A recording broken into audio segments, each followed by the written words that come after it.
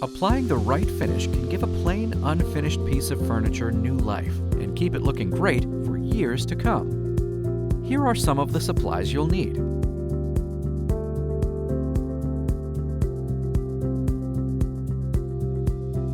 There are several types of interior wood finishes to choose from, and each offers a unique look and level of protection.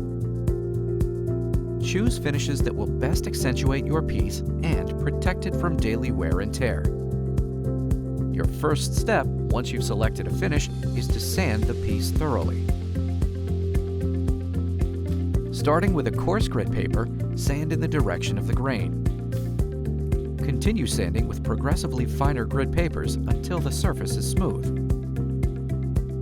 Wipe it down, then remove any remaining dust using a tack cloth. If you opt to stain your piece, use a natural bristle brush or clean cotton rag. You'll want to apply light coats to build up the color to the desired shade.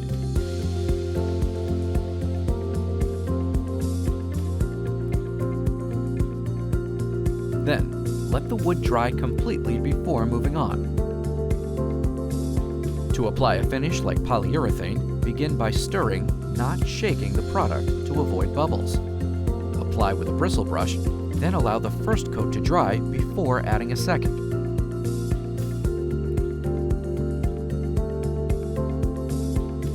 If needed, lightly sand between coats to eliminate imperfections, then remove dust with a tack cloth.